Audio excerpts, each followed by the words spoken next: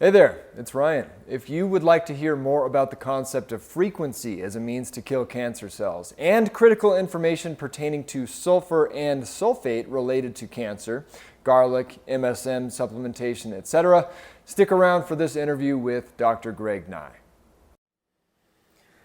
When our son Ryder was diagnosed with stage 4 cancer 11 days before his first birthday, my wife Teddy and I knew we weren't going to leave anything that could get him well on the table.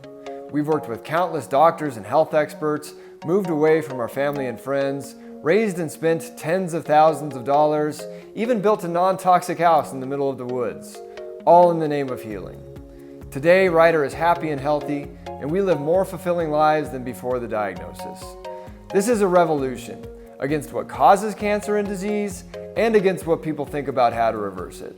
Whether you're actively healing and want to know all your options, keeping it behind you, or making sure cancer never touches your family, this is your revolution. This is the anti-cancer revolution. From integrative to alternative to energetic, we walk down all paths of wellness, free of bias. My name is Ryan Sternagel. Enjoy the journey.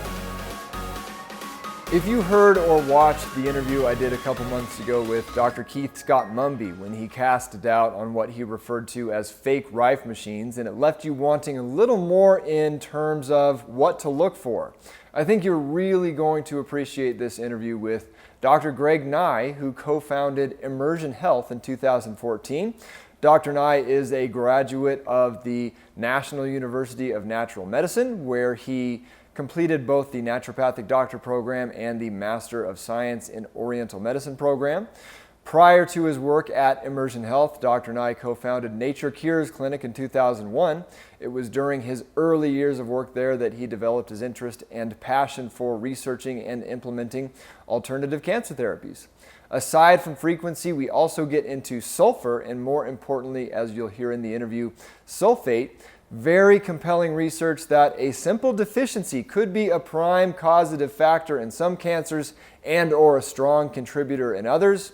Should remind you, of course, that nothing you hear in this interview replaces medical advice, diagnosis, or treatment. Always work with a doctor, or many doctors as we like to think around here. It is a whole lot of great information though, and I will let you get to it right now.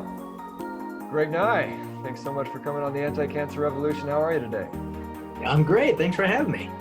So you are a naturopathic oncologist practicing in Portland, Oregon? Portland, Oregon. Yep. Portland, Oregon. And yeah, as I was telling you and reaching out to you to try to get you on the show, you may or may not remember, but you were actually one of the first people I talked to right after my son was diagnosed. We were living in the Northwest at the time.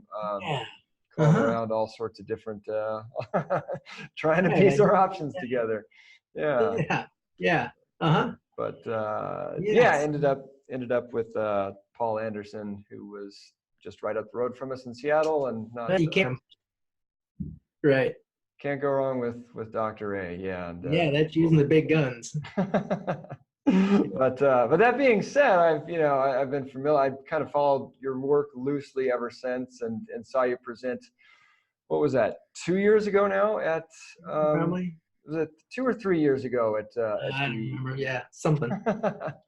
on camp on A&P, I guess that's how they like to refer to it, the Oncology Association of Naturopathic Physicians, which I'm always highly encouraging everyone, especially anyone going through conventional treatment that's working with a naturopathic oncologist, in conjunction with that, and in my opinion is a must. But really, you guys are the doctors that are actually focusing on cancer day in and day out, and and all the alternative, integrative, whatever you want to call it, stuff we talk about here on this show. So that's right. That being said, do you want to let folks know what got you into?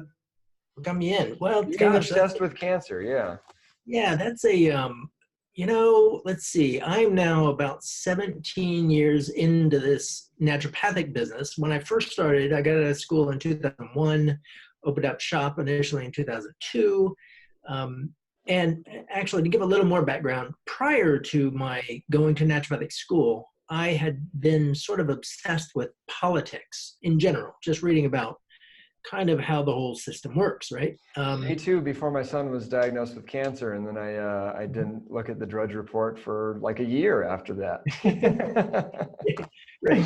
So it was a lot of just kind of learning about how economics shape so much about, just day-to-day politics. And then I kind of got tuned into how the politics around cancer and medicine generally, but cancer in particular, is really just a microcosm of that macrocosm of the whole economic system. I mean, and how that industry really works. And so I did a lot of just research, not only about cancer, but also about AIDS and how it has its own kind of economic motivations and drives within that industry.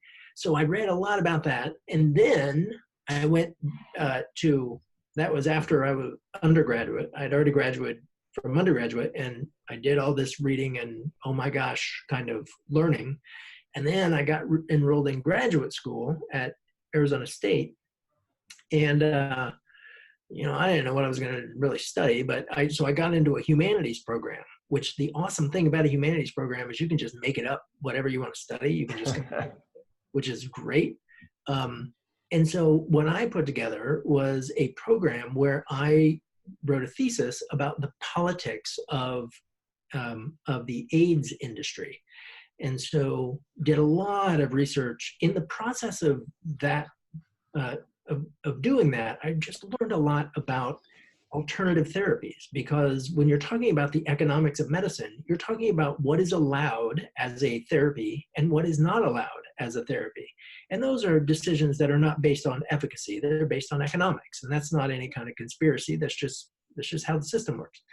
So I learned a lot about alternative therapies within the context of AIDS, HIV and AIDS, and got connected with, there's a long backstory on this, but I was connected to researchers and journalists and people with AIDS, and was doing a lot of talking and everything. And this was when the internet was actually first coming into being in the early 90s. And so there was this community around that topic that I ended up sort of in the center of. And so learned a great deal about all of this stuff. And then, okay, so I'm going to do this master's program, and I'm going to have a master's in humanities, and it's not like the doors of opportunity go flying open. So I had a professor there when I was at ASU who said, she knew what I was learning about. And she said, have you ever thought about naturopathic medicine? And I had never heard of naturopathic medicine. And so I looked into it, and it was like, oh, that would actually be a cool way of applying what I have been learning. And so I did all of my pre-med study while I was doing my master's. I just did that on the side. I had already had some from undergraduate, and then there were others I went ahead and completed while I was doing my graduate program. So then once I was out with that background, then off to naturopathic school, and here I am. And so then once I got in practice, I forgot to answer your question. Once I got into practice, initially I was treating, kind of general stuff like you do when you first start. And then it segued into, I started doing a lot of chronic Lyme disease, but I started getting a lot of I started getting cancer patients. I knew a lot about cancer and alternative cancer therapies because of the stuff I had been studying previously. And I knew that many of them were not available to cancer patients, at least in my area. Things that I felt like should be for a robust alternative cancer program. So I just decided, it was almost an overnight decision. Like, I'm going to create that program in Portland that offers the things that I feel like are not offered here. And so that started this whole odyssey of doing that. I work with a nutrition therapist who also does the nutrition piece of it. And so, yeah, that's how it all came to be. Yeah, man after my own heart, interested in government conspiratorial, not even conspiratorial, but just no conspiracy. The way the world really works, we'll put it that way. And and then it's the same with me. I was interested in learning about everything I could learn about that wasn't offered to me in the mainstream news and that sort of thing. And then that was a perfect segue to my son being diagnosed, just like you trying to figure out what you're going to do for a job. That being said, so hadn't planned on asking you about this, but it's a question that, yeah, it's just something interesting that jumps out at me too. You mentioned, because when you're doing this, I always hate the word, but alternative or integrative, whatever you want to call it, holistic research on cancer. For me, it sounds like it was backwards. For you, you were looking into AIDS, and then there was a lot of crossover between that and cancer. It seems like whenever I'm researching cancer, it's not too long before you start reading about a particular therapy or treatment or whatever, and you find applications to both AIDS and Lyme. As you mentioned, not everything, of course, but there's a lot of crossover there. Without devoting the whole interview to the thesis of why that is, do you have any offhand just thoughts on that? Well, you mean in the kind of crossover between therapies? Yeah, just how particular therapies, like we're going to talk about frequency, for instance, a little later Sure. on. You know, there's a lot of stuff pertaining. You can find research on Sure. AIDS or Lyme with frequency, and also, but it's best known for cancer. So it's just, yeah, it's always been interesting to me. So what I would say is that I think absolutely there's an enormous amount of crossover. If we think about just in the world of cancer itself, and I'm not the first guy to make this observation, I don't think, that of all the different cancer types, and there are a bazillion different types, in the conventional world, well, if we flip that around, there are similarities between every type of cancer, right? And probably, I always just make up numbers on this, but I'm going to say like 80% of what happens in a lung cancer cell is similar to what has happened in a pancreatic cancer cell in terms of the energy pathways that they utilize and how they shut off the immune system and the cytokine profile. And there are similarities. All cancer types, they have a lot in common. Then there's the 20% that, well, okay, lung cancer cells have this that's different than a pancreatic cancer cell. So there are other aspects, surface markers and transporters and yada, yada, that are different. So in the conventional world, they have built protocols on those differences. And that is why there's a different protocol for essentially every different kind of cancer. Yeah. In the alternative world, I think it's a safe generalization to say that we're more focused on the 80% that is common among them, and that we're really trying to block energy pathways that are used by lung cancer and used by pancreatic cancer, which is why when you put together the treatment protocol in my world, my protocol it will look maybe quite different from the next naturopath's protocol, but we all are using from our personal toolbox that we have to accomplish this set of goals that are among this 80% of things. Now, that's not to say we're not paying attention to the 20%. If somebody has a hormone-sensitive cancer, then there are things that are going to be part of that program that might not be part of another program. And if somebody is in, whatever, depending on their stage, that can alter how you might decide to implement various kind of therapies. But to the point that you were asking about initially, yes, there are commonalities, not only among cancer types, but then if we cast our net even wider than that, well, there are actually some commonalities between what is happening to drive a cancer process that encompasses some infectious processes. And in fact, I think a very strong case can be made that many malignant processes are fundamentally driven by infections. And I mean, that's just not me just making that up. There's a substantial body of evidence, I think, that mycobacteria are a major driver of many different kinds of cancers. And it's very well known that cytomegalovirus, Epstein-Barr virus, there are known infectious components to cancers.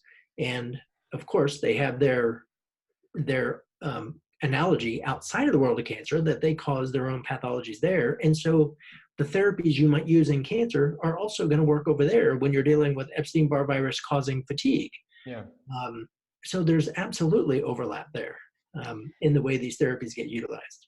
Yeah, that's, you can find, it's always amazing. Well, I guess it's not amazing back to the way the world really works thing, but there's American Cancer Society articles on viruses that cause cancer, but then no attention gets paid to that on the treatment side of, well, maybe we should be figuring out how to get rid of the virus that caused the cancer. Yeah, I think that, it's like in every field of science, really, and I'm sure it goes beyond science, there is there's the core orthodoxy that kind of defines the impetus of how something is viewed or addressed. And then there are those on the margins, still within the realm of just basic legitimate science. I'm not talking about fringe people with just crazy ideas with not much backing. I'm talking about very well documented aspects of science, but they don't fit within the core. And those people, that's where the really interesting stuff is. Like when you're doing research about any topic in science, you find the people who are thinking in a different way about whatever it is that you're studying. And this is true. This is true in cosmology, it's true in immunology, it's true in cancer, it's true in genetics, it's true in all of these topics. There are people outside of the orthodoxy who have really innovative ways of thinking about their topic. And that is where the new ideas for treatments really come from. So within cancer, there's not really, the orthodoxy does not focus on infectious things. Because they're committed to a genetic model of cancer causation. But there are people who are focused on these other ways of thinking about it and writing articles that are very compelling with compilations of research showing how cell wall deficient bacteria are incredibly highly associated with several kinds of malignancy. So it's really looking in the margins and then translating what those unique ideas are into clinical application, because often those people who are writing about those things are researchers. Of course, they're not clinicians. And so it is then the fun part is that, how do I turn that into a clinical model? And so that's what occupies my time. I'm glad to hear you use the word cell wall deficient bacteria, otherwise known as, it's L-form is another name for that, right? Yeah. That's I'd come across and maybe that the early pioneers, if you want to call them that, and looking at the bacterial connection, the Rife and those guys, maybe they were aware of, I just never heard it called cell wall deficient bacteria when I was learning about the work those guys were doing, but I had come across some research on cell wall deficient bacteria and it was very interesting to me, but you really have to scour. There's not a whole lot of people out there writing about that term in particular in combination with cancer. So it's interesting that you bring that up. Yeah, there are. And there's a guy, I think his name is Lawrence Bruxmeyer. I'm pretty sure that's his name. And man, he has a fascinating bunch of articles that he has written, not just on cell wall deficient bacteria and their association with cancer, many, many other topics. The guy is brilliant in how he thinks outside the box about a lot of these things. But he has written a couple of really great articles about cell wall deficient bacteria. And also you mentioned Rife, and of course he didn't, I don't believe, talked about cell wall deficient bacteria himself, but Rife absolutely believed that cancer was driven by viruses. He was more focused on viruses. Yeah, that's probably why I didn't talk about bacteria. Yeah. He believed that there were two kinds. What's really key here, though, is that, so he believed that there was the BX and the BY virus. BX caused carcinoma and BY causes sarcoma. What is very likely the case, so he was seeing these viral organisms. He saw them through his microscope infecting cells, and then he would point his magic light at them and they would it would cause the bacteria, it would cause these organisms in the cell to die and thus killing the cancer cell. Because in his thinking, it was that organism invading the cell that turned it into a malignant cell. It hijacked the cell. So keep that in mind. So Rife thought viruses are doing this. What he didn't know is that very, very likely what he thought was a virus was an L form of a mycobacteria. And because the L form is essentially the size of a virus. It is extremely small, extremely hard to see with scopes, very hard to culture. They're hard to work with. But likely what Rife was actually treating with his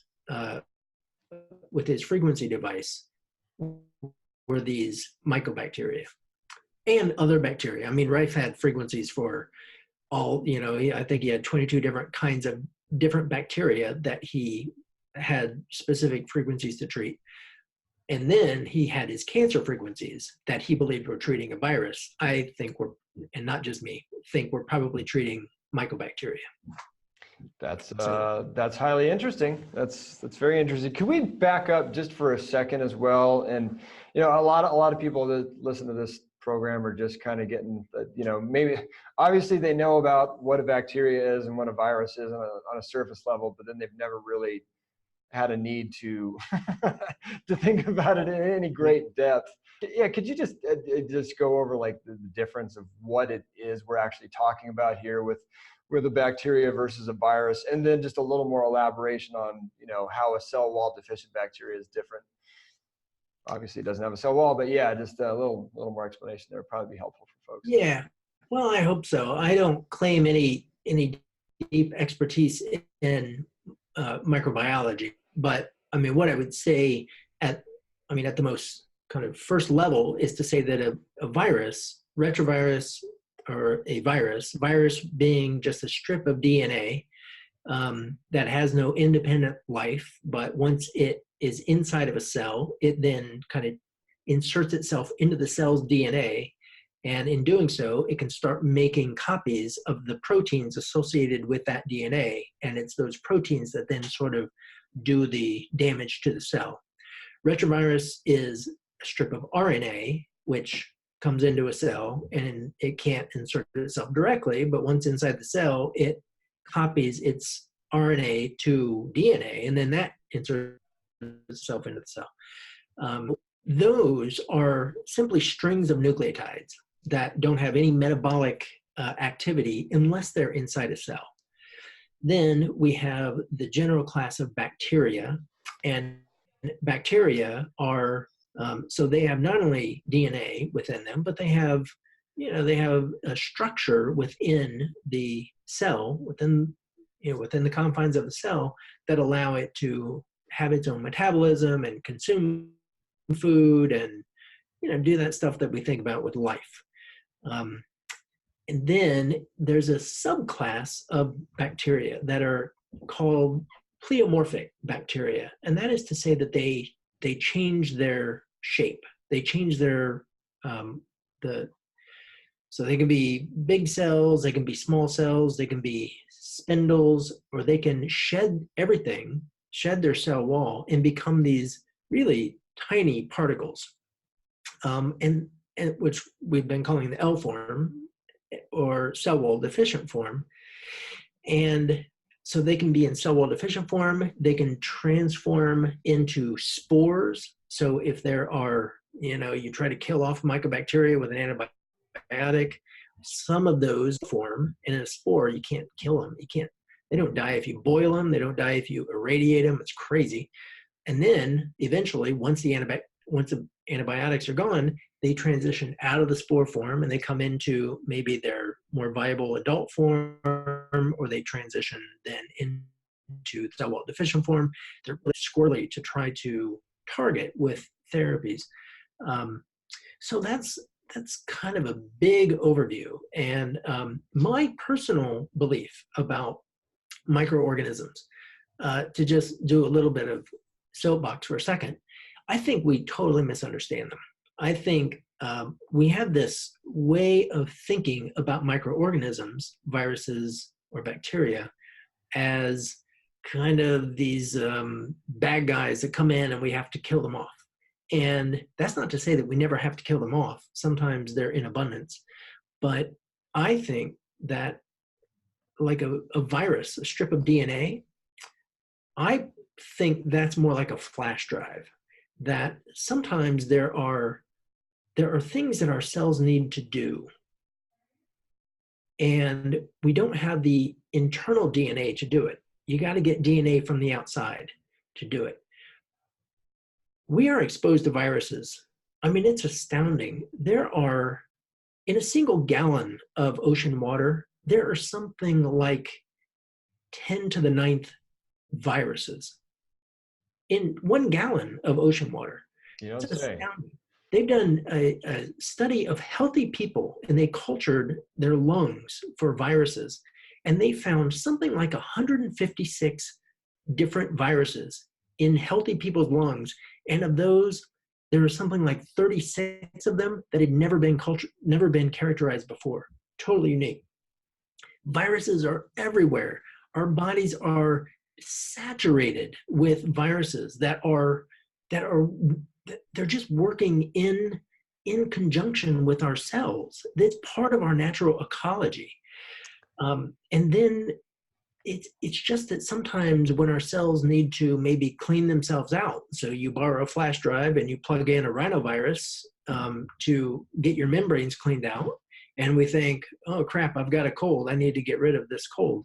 But it's just picking up a flash drive that allows the cells to increase mucus production and all that in ways that they didn't have that information. It's really plugging in a flash drive.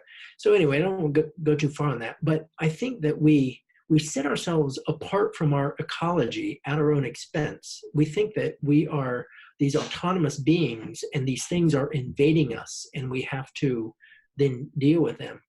And I think that that's a flawed way of thinking about it. I think that we are all operating in this symbiotic state with all of these things, and occasionally, or more often than we would like, things get established that throw off the balance, and there is this replication of certain types of things that normally are, I mean, they're around us all the time.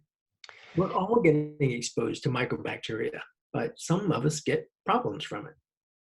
Yeah, that's super interesting. I think the holistic community has very well come around to the fact now that bacteria is it's part of us. There's Yeah. just depending on who you listen to, way more bacteria within you than the number of cells, or at least 50-50 or whatever. But I mean, it's a big part of us, and it's just finding the right balance and all that stuff. But I've never heard that take applied to viruses. But if they're everywhere, as you just described, then it would certainly make sense that they would just be a part of us as well. And that's, they are actually everywhere. There's a great book by Carl Zimmer. He's written a lot of these kind of books. He wrote a book called, I think it's called Planet of Viruses. And it's fairly small, but it is shocking. Like, it's like you're afraid to touch any surface after you read that book. I mean, we are saturated with external viruses, and obviously they are in a symbiotic relationship with us. Of course they are.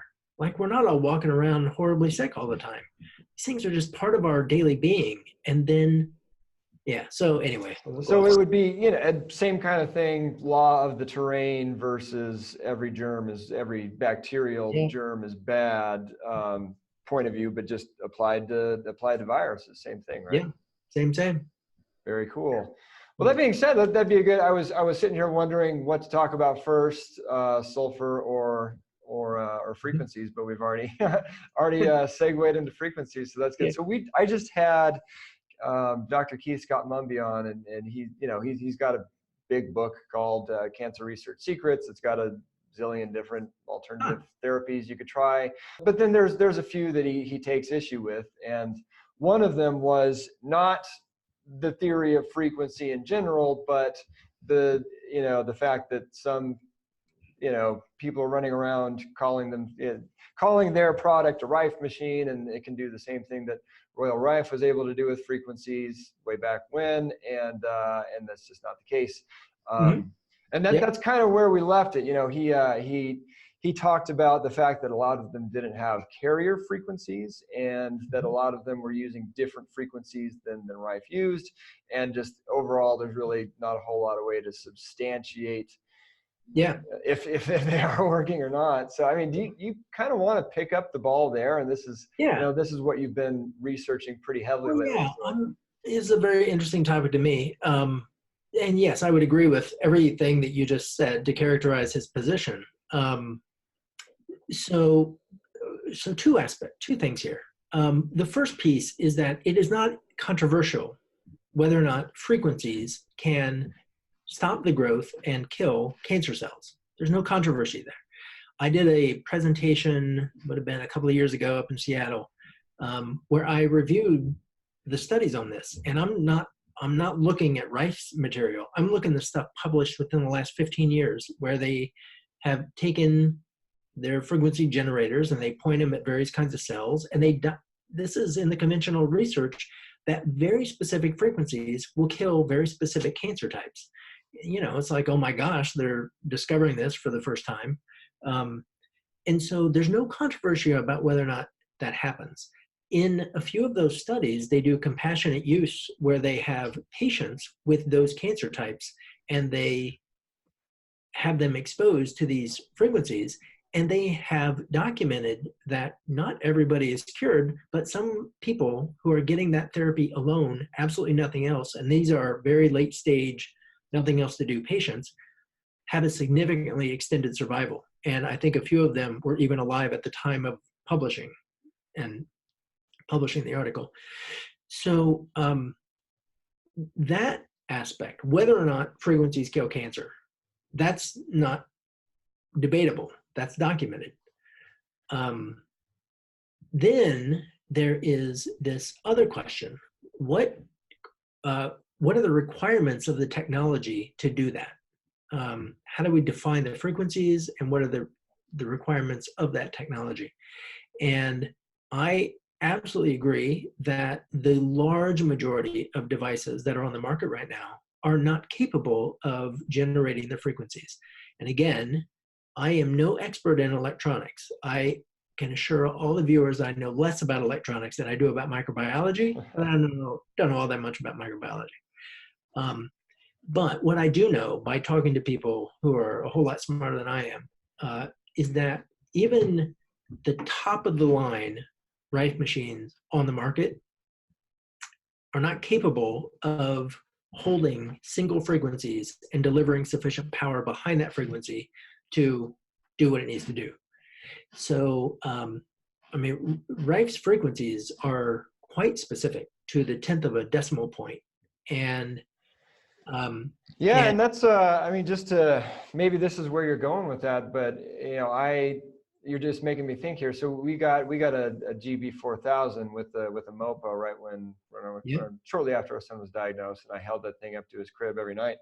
And, that always kind of bugged me, because even on the, the little readout, it was always going back and forth. And I'd sit there for, because you kind of, I forget what you do, because it's been a while since we used it, because at the end of the day, it's EMFs, and we're also, I don't know, he's doing good. So it's just, seemed like something we shouldn't continue using just regularly. But you have to kind of flip the switch right when it hits that frequency. But it was always going back and forth within a range, and it just drove me crazy knowing that, like, if it is that specific of a frequency, then why are we just playing close enough here? So that's so that is exactly what you're describing, is exactly what's at issue. So I had the same machine, GB4000 with a MOPA, to just kind of see what these devices are like and see how they operate, and saw the same thing. You see the frequency, it doesn't lock on anything. And so this engineer that I'm talking about, he had the same device. He saw that it was not holding its frequency. And he knew that it absolutely has to hold a frequency in order to do what it needs to do.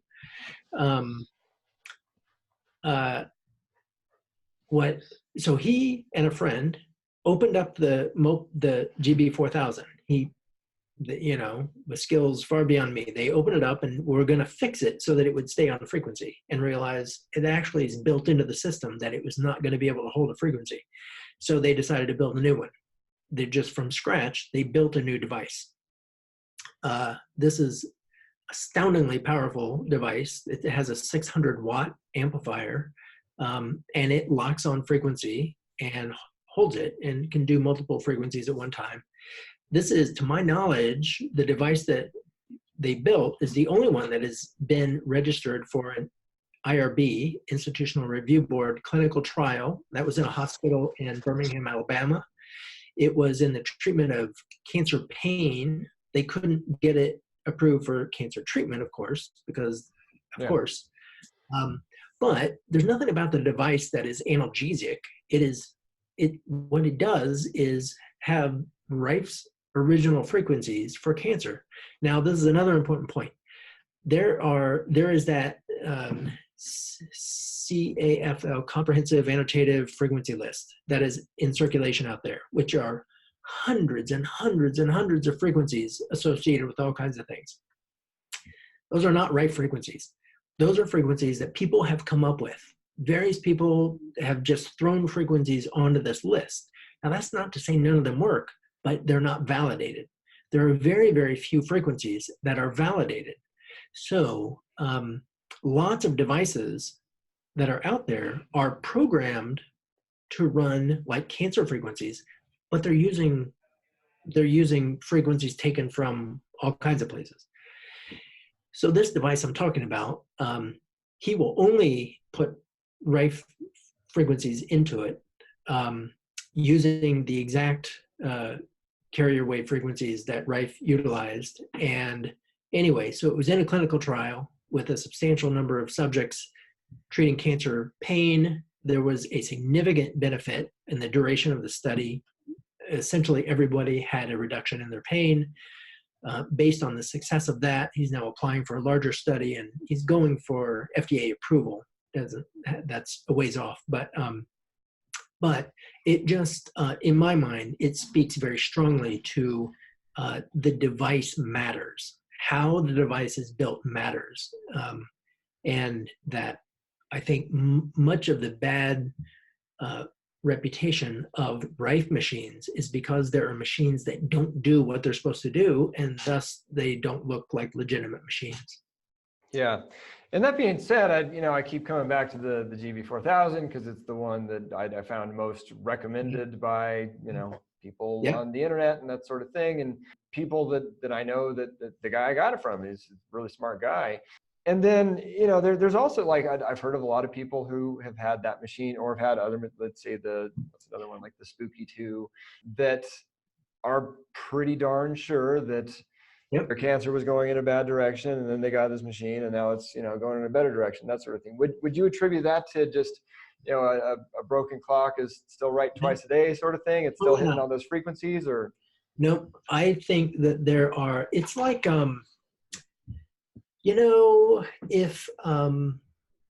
if there's no research on plant X and how it treats cancer, if there's no published evidence that that's true, you can't say that plant X doesn't treat cancer. It may very well treat cancer. You can't base that assertion on any evidence. It may be true. In the same way, there are frequencies that may very well have a beneficial effect against cancer. It's just that there's no way to base that assertion that this frequency or that one works against cancer. You can't base it on any evidence. I wouldn't say that no other frequencies besides the one that Rife utilized, his set of frequencies. I wouldn't say that there are none but those that help cancer. I'm only saying that there's no evidence basis to make that assertion. So I mean, I absolutely think that the GB4000 can have beneficial effects. There's no question in my mind that that's true. But what I would say is that it has beneficial effects in spite of its utilization of very, very specific frequencies. Its beneficial effects are utilizing frequencies that have not been studied, but nevertheless, they are beneficial. Does that make sense? It does, yeah. And I wasn't even thinking in terms of like the different frequencies than the original Rife machines. I was just thinking, the ones that Rife used, I was thinking more just in terms of the fact that you do see that frequency going back and forth, and it's not holding the same thing. Yeah. But yeah, I mean, that's the thing is, you know, experience. Yeah, it's yeah. I don't have any intention of dissing other machines, and I know that people have good effects from other machines. I'm just now kind of in the camp of I'll go with this one that has a clinical trial behind it, and you know, yeah. Well, I mean, just yeah, I'd never. It's funny, those things that you just kind of take for granted and don't really, like, you know, take all the way in your thought process. But that really always bugged me, seeing that thing go back and forth like that. I never actually like, hey, this thing isn't holding the frequency like, you know, like it should be until you that's said it. that. So that's, I know it's funny because in the instruction manual they say once you have it set, just turn that off so you don't see that. You don't see it. So you don't, don't see the counter anymore. Like putting the masking tape over the dashboard light. You know? Yeah, it's like gosh, when Fukushima happened in Japan, the Japanese, one of their like state propaganda things was to smile, and you'll be protected from the radiation. Yeah. Gosh, I was going to ask you one more thing about Rife. Oh, so and then I don't know what thoughts you have on this, but I mentioned we stopped using it after a while because, I mean, we just, like I was telling you before we started recording, we went to great lengths to build a house and, you know, away from civilization, and there's like zero EMFs on our meter and all that, and it's great. And now I'm like fighting a fight, and because there are a few houses up there, and now they want to get 5G up there, so now I have to like go educate the whole community on why that would be a terrible idea. All that good stuff, but yeah, so we ended up discontinuing once Ryder, our son, was out of the woods. We ended up discontinuing using the GB4000, not because of like the discussion we're having here, but just because at the end of the day, I mean, it is an electromagnetic field that we were projecting onto him, while at the same time doing everything we could to avoid electromagnetic fields. Yeah, right. I know there's some irony there. Yeah. Yeah. Do you have any thoughts on that? Yeah, I have a lot of thoughts on it. So if I say the word fat, I am encompassing omega-3 oils, and I'm encompassing rancid cottonseed oil, right? But it all is fat. Yeah. So when I say an electromagnetic field, there are absolutely well-documented beneficial effects. So the electromagnetic spectrum is big. And to say big is a ridiculous understatement. It is astounding how big the electromagnetic spectrum is. So there are regions in that spectrum that have very specific effects on cells. And this is so well established. If you look up PEMF, I mean, there are many, many studies on pulsed electromagnetic field therapy, microcurrent, and so many ways that electromagnetics are used to impact tissue in a beneficial way. Well, if you crank up the frequency, you tend to get more and more damage going on. So, below the visual spectrum is the infrared. Well, there's all kinds of beneficial effects of infrared. Lots of important things with infrared. And then you come up through the visual, and there are even health effects in the visual spectrum. Then once you're above the visual, okay, now you're getting into the ultraviolet. Okay, then we're having some problems now, because now with ultraviolet you can actually end up with some DNA damage. It can be And then, of course, you get up into the higher stuff and it's all damaging. And so, we're talking about 5G, we're talking about way, way up there on the spectrum. It's way up on the spectrum.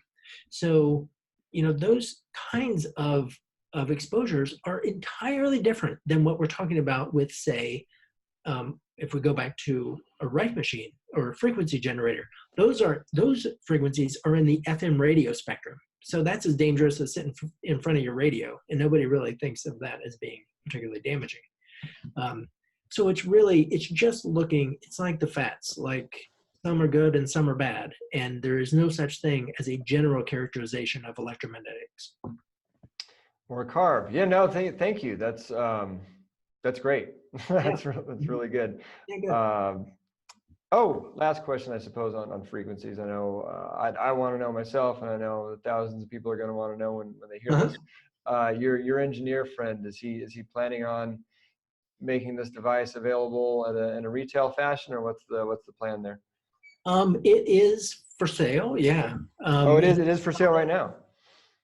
And they're made to order. There's not, they build every time they get an order, they build the new one to that order. So there's no manufacturing facility. It's like two guys making a machine. Yeah. And so, but yes, they are available. And if people are interested, they can contact me and I can put them in touch. It's a little over $14,000. So it's not like a little spendier than the GB. Yeah. Well, it's where there's a will, there's a way. We fundraised tens of thousands of dollars to be able to afford all this stuff. Of course. Yep. To do. Yeah. Okay. Yeah. Very cool. We'll obviously link to your website and all that jazz in the show notes to this anyway, and people can reach out.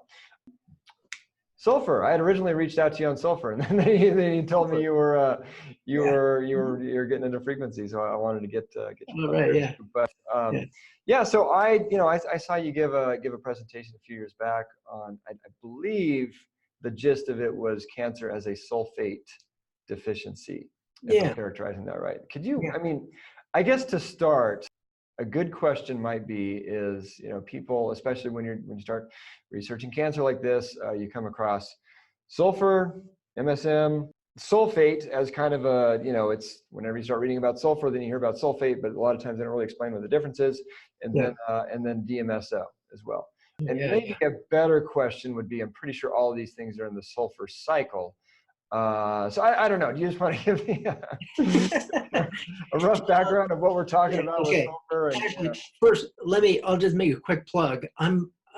This is all, what I'm about to say is all kind of encapsulated in a book that I've recently written. It's going to come out, I think it'll come out like mid to late October. So, just to make that known.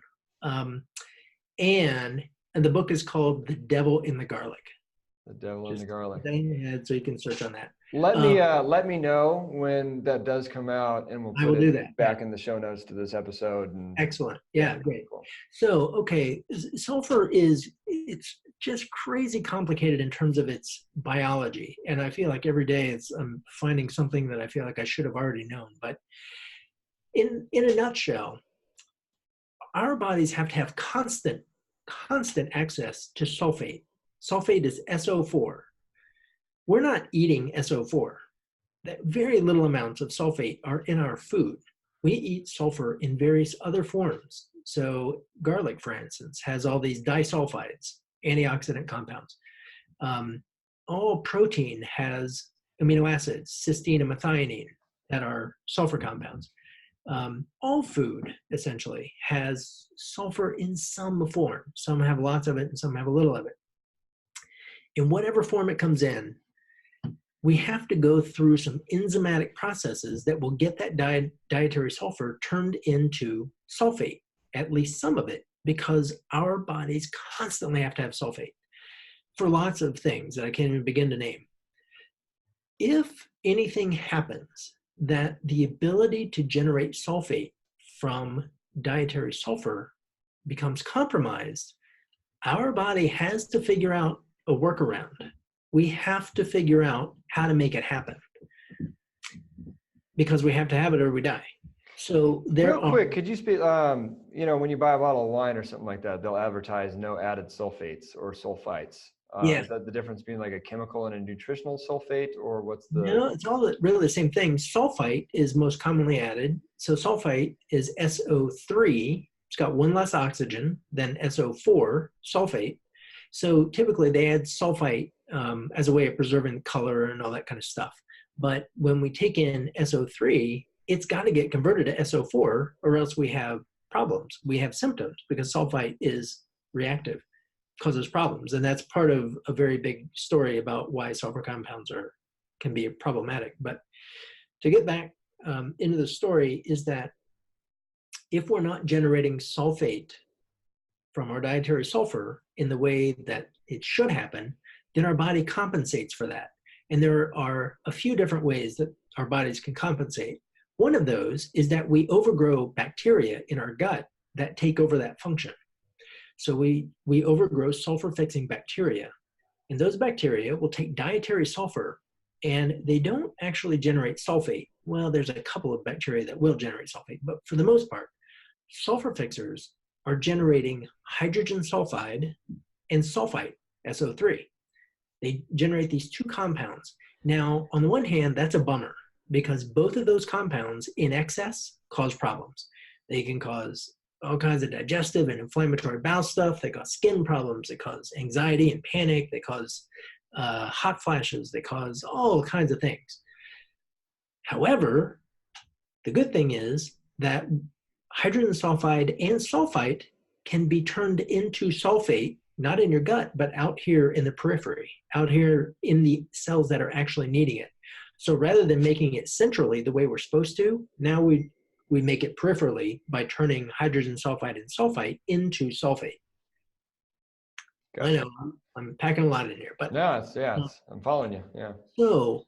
So one way that our bodies can compensate is by growing those bacteria.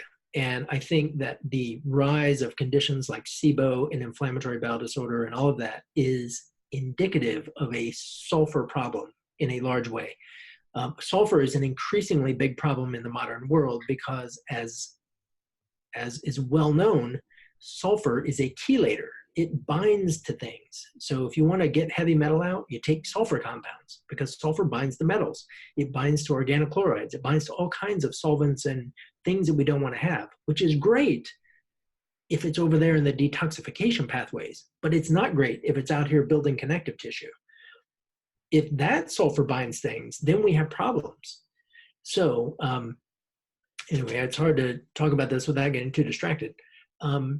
So to translate this now to the realm of cancer, it is well established, and Mina Bissell, who I think she spoke at the same conference that I spoke at, you were obviously at as well. She was a researcher who kind of presented this research that stage 1 and even stage 2 cancers show up all the time in our tissue.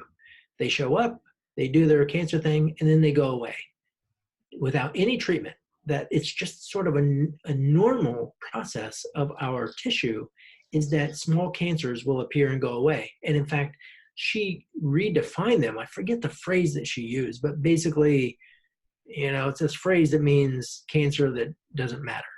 And so why would our bodies do that? What would be the impetus to have cancer show up and then not do what we all understand cancers do, which is just proliferate like crazy? These actually just go away. Well, if we look at what cancer is, what it's doing, and there's a lot known about, well, it does glycolysis and it does, these immune things and whatever. But one of the things that cancer cells do is produce very large amounts of hydrogen sulfide.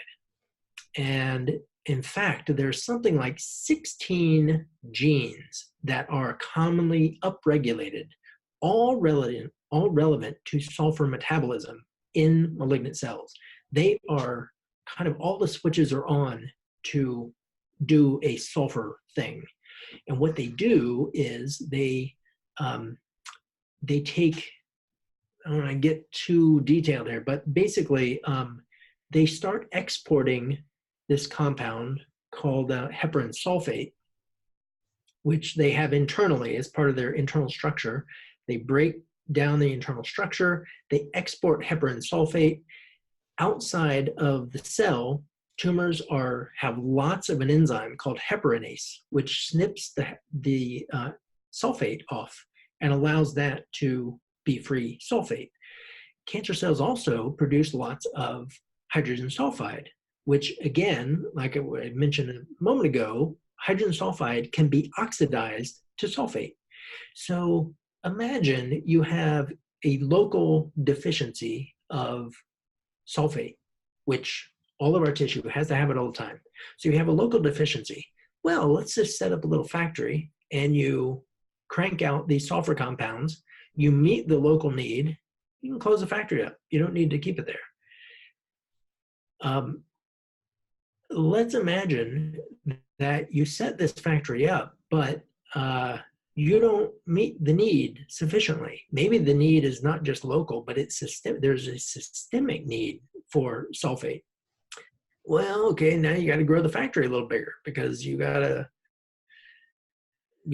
to produce more. Oh, well, we got to set up over there because it's a factory. And so I'm not suggesting in this that sulfate deficiency is the only cause of malignancy. I don't believe that that's true.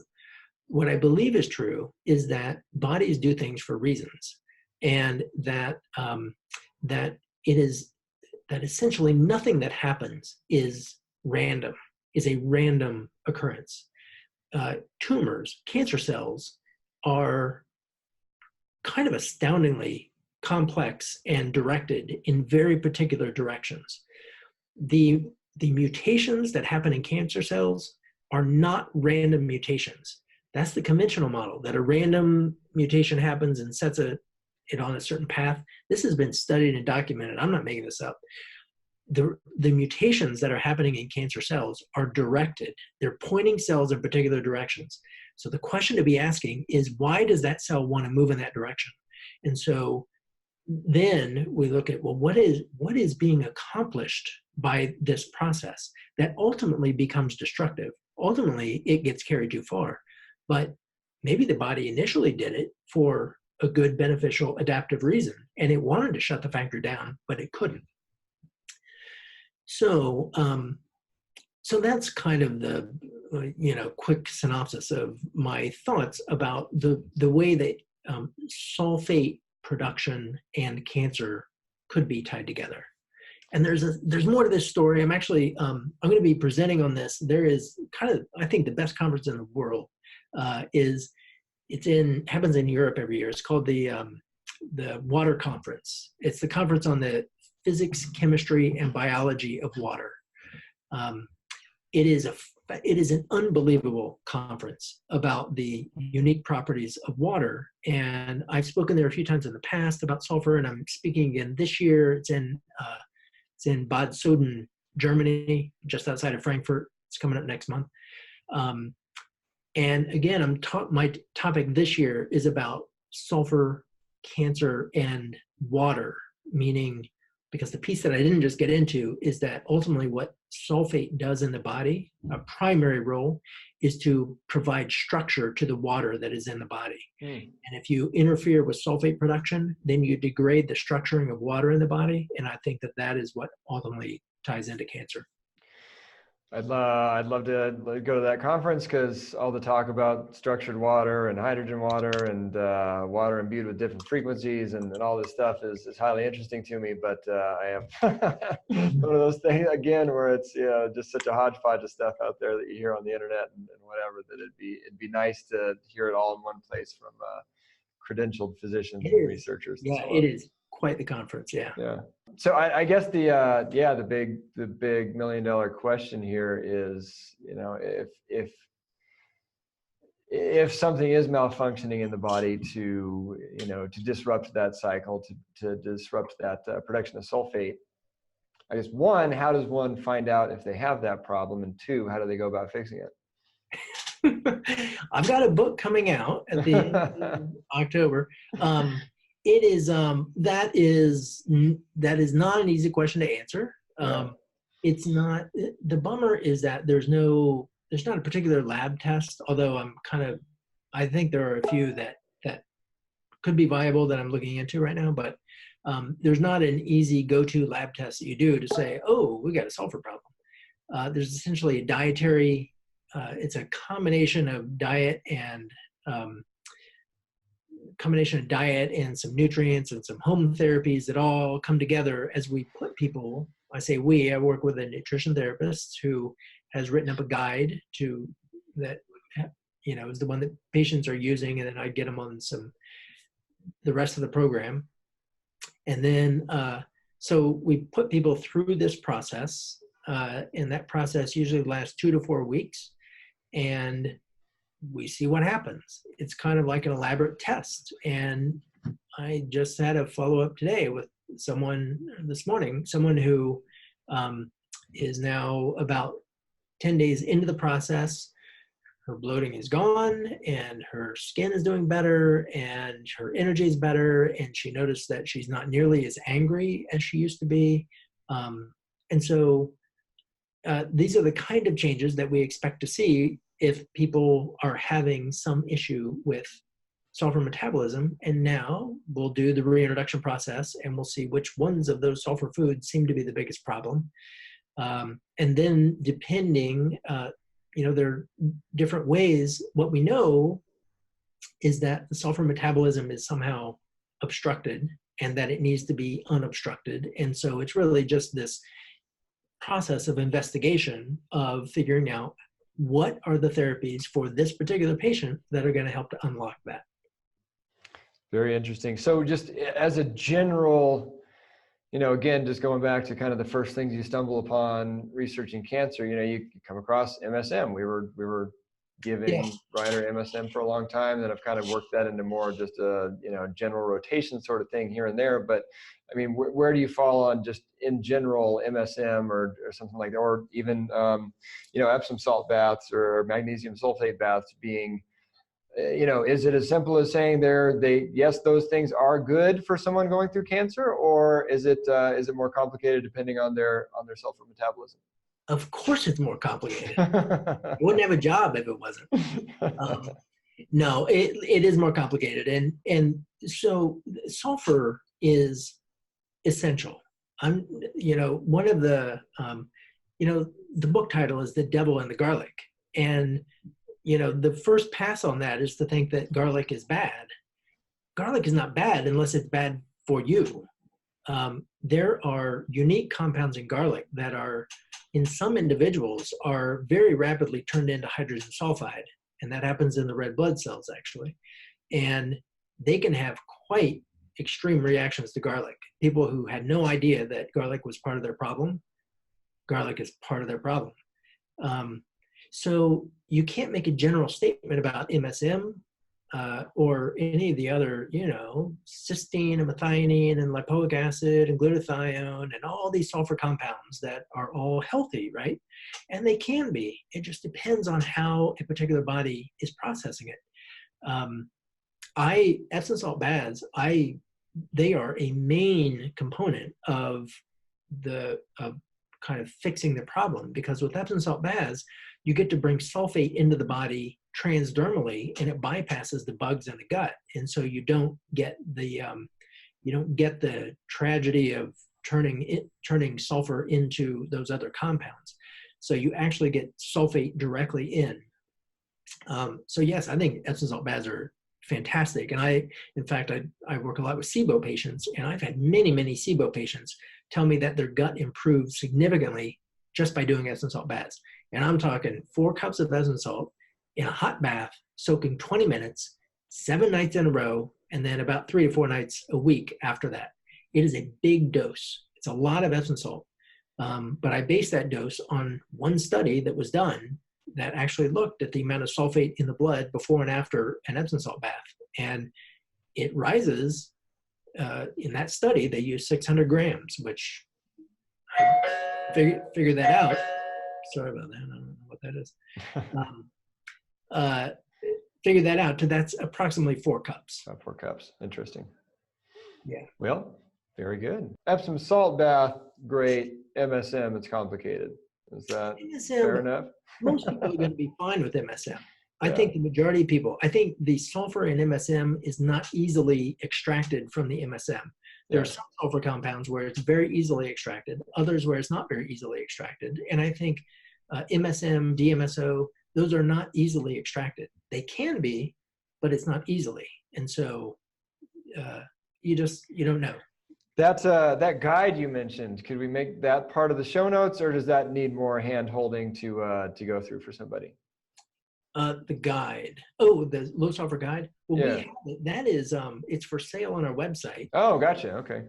and that's not mine. I didn't do the guide, so I can't be giving that out. But No, yeah. Okay. Yeah, we'll but link to that on too. our website, there's a shop. So our website is immersionhealthpdx.com, and so if you go there and then the shop, and there's only two things in the shop, and there is a picture guide for the low sulfur diet, and there is the low sulfur diet guide.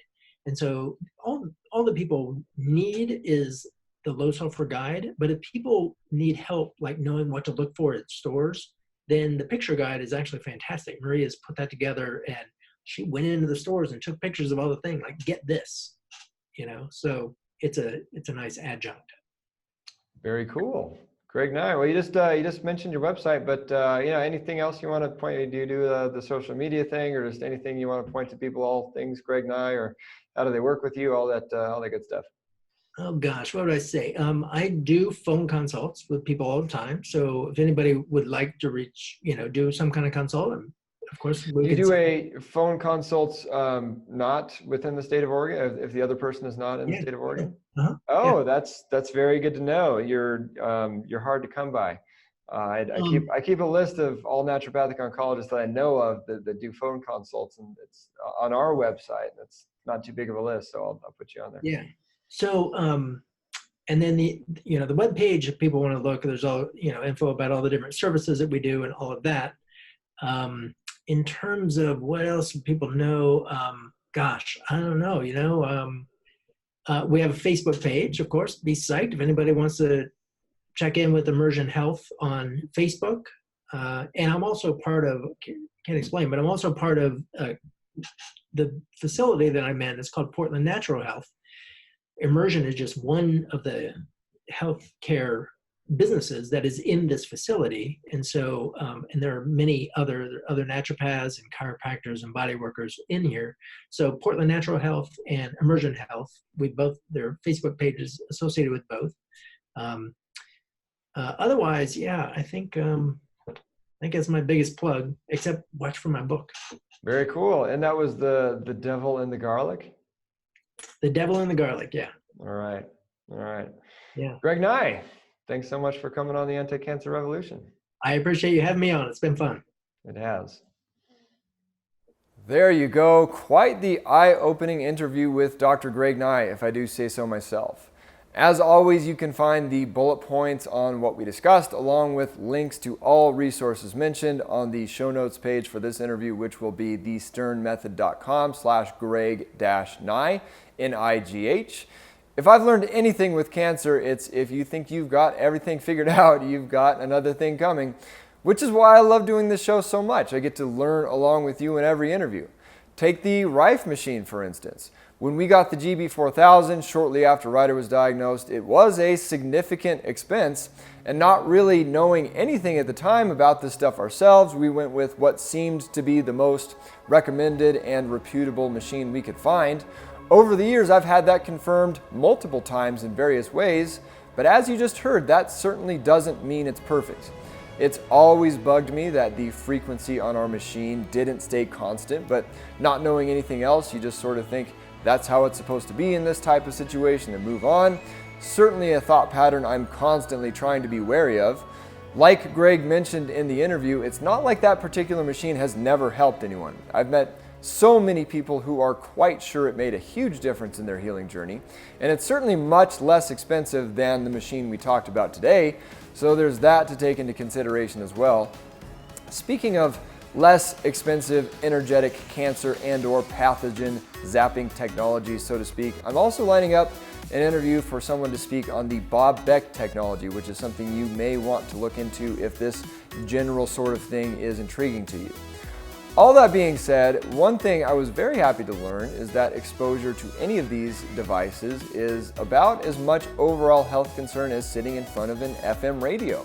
I don't know why I never put that together given the frequency ranges we're talking about, or why no one I ever asked had a good answer, but we're definitely going to be dusting ours off a lot more and probably start saving up for that one Greg's mentioning here as well.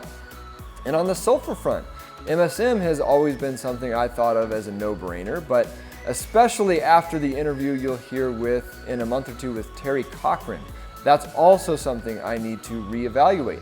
Finding out whether you have a problem metabolizing sulfur certainly seems like something well worth digging into, probably worth working with someone like Greg for that reason alone.